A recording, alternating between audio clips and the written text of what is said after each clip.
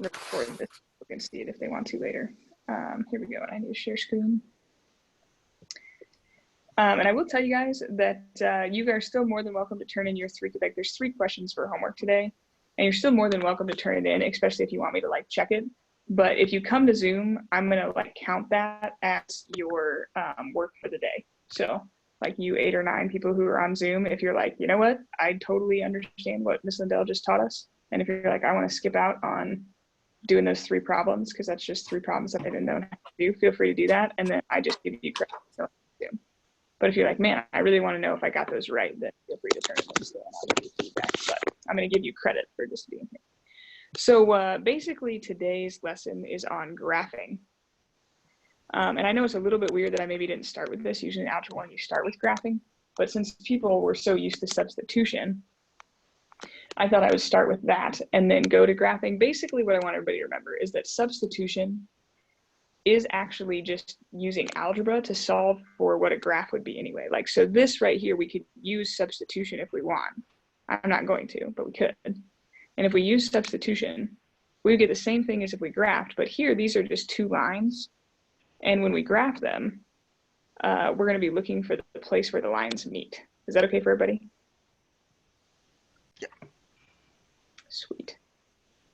So that just means that's all I'm going to do. And that would be the answer, same answer we get if we did it by substitution. So the first one, it's just kind of, this is just good review from the beginning of the year as well. And those of you who are juniors out there and we have no idea what's happening with SAT, I just apologize to you because that really stinks. But this is just really great stuff for the SAT to bring back because there's so much stuff about lines on the SAT. So you divide by -1 everywhere and you get y equals -2x plus 1. Y'all remember how to graph that?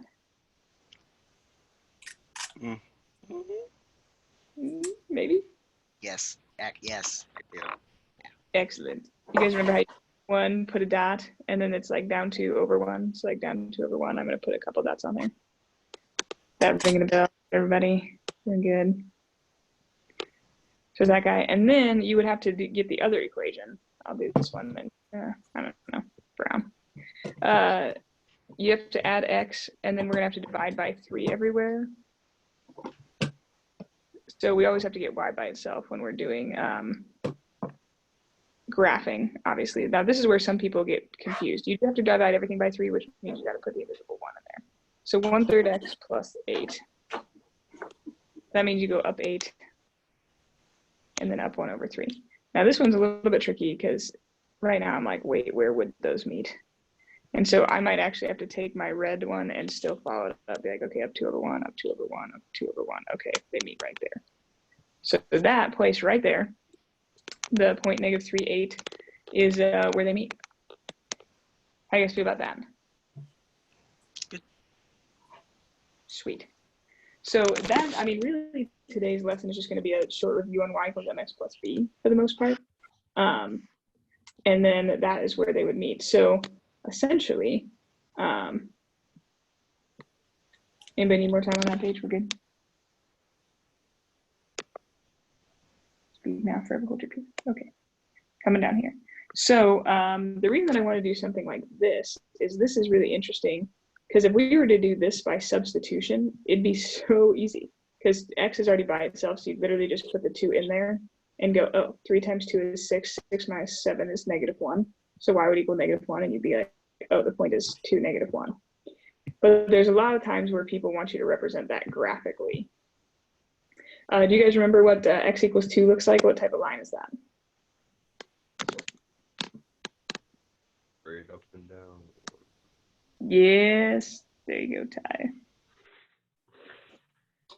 And then the other one would be like down 7 and then up 3 over 1. And boom, if you notice, they cross right there at that point that we found by substitution. Right, so substitution and graphing do the exact same thing. And then next week we learn about the last topic. Do you guys remember the word elimination? So that's coming too. But then we start doing algebra 2 with it. So we're still in the algebra world. So if you just needed some good, things in your life right now, we're in algebra 1. So here's the thing is then we need to talk about some kind of wonky things that end up happening. So in this one, we would get y by itself. on both of these. So I'm going to just do that really quick. You got 3x. It's probably just good for you guys to see getting y by itself again, just to make sure it's fresh in your brain. But you do that, right? Keep the 3x plus 6 separate, then divide by 2. And then I would keep the 3 over 2, but I would do 6 divided by 3. Then you'd subtract 3. I feel like a pet came into the room. And then negative 3x minus divide by negative 2 everywhere. So y equals, I'm going to make these positive, but leave it as 3 over 2x, and then do plus 4 there. So before I even try to graph these, hopefully everybody's kind of just seeing those steps there and going, okay, getting y by itself, what's going on? Do you guys see what's going to happen before I even graph those?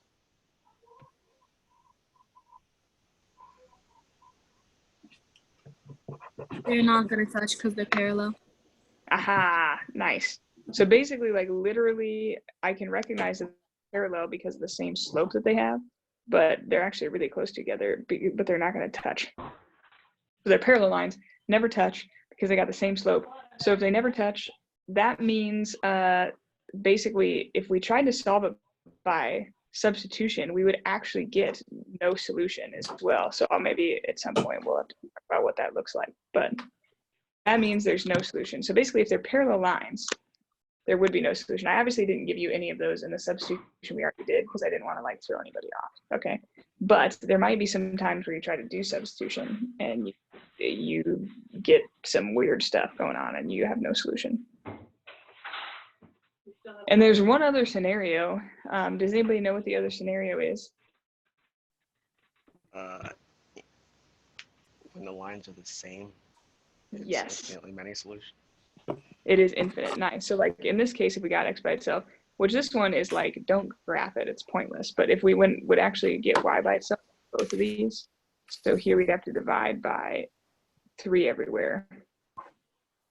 We would literally be like, oh, this is the exact same line, right? So it's like, that's pointless to graph it. You'd be like, those are exactly the same. And if they're exactly the same, then we know it's infinite solutions. So nice work on that, Ethan. Very good. So that's basically our scenario, and that does happen when we try to do substitution. So let me just really quick just show you guys this, and then I'll recap, and then we're actually pretty much done. It's going to be pretty short and sweet. So if I go over here, and I'm just going to, I know I did that, but if I try to do this by substitution, so if I minus x and get y equals negative x plus 6, right? And if I would put that in for y, just look at what happens if we were doing substitution. I'm going to have 3x plus 3 times negative x plus 6 equals 18. And then I'm going to try to solve this. And I'm going to have 3x and then a negative 3x plus 18 equals 18. And then these would go away. And can you solve something that doesn't have an x in it? No go.